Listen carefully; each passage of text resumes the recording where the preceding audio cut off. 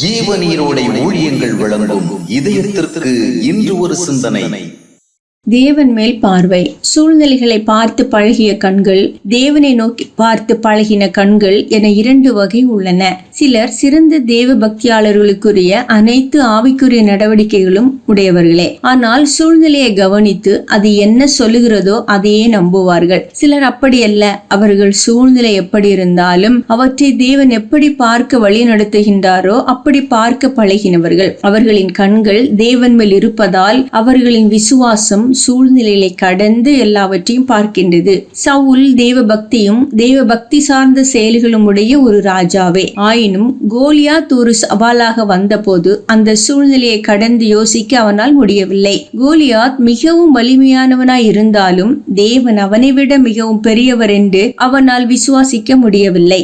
அவனை வீழ்த்தப்பட இயலாத ஒருவனாக பார்த்தான். ஏனென்றால் சவுல் பக்தி உடையவன் என்றாலும் தேவன் மேல் பார்வை வைத்து வாழுகின்ற பழக்கமுடையவன் அல்ல.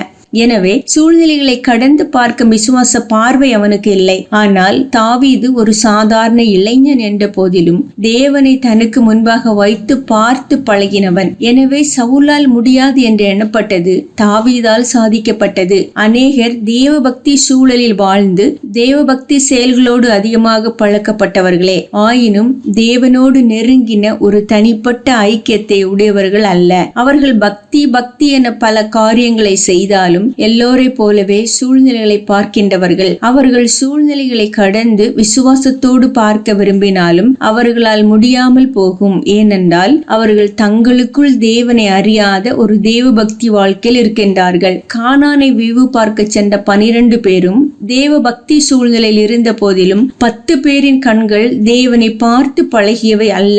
யோசுவாவும் காலேபும் தேவனை எப்பொழுதும் தேடுகின்றவர்களாகவும் அவரை நோக்கி பார்க்கின்றவர்களுமாக இருந்ததால் ஒரு கடினமான சூழ்நிலையை பார்த்து கலங்காமல் தேவனை சார்ந்து நாம் அதில் பிரவேசிக்க முடியும் என்றனர்.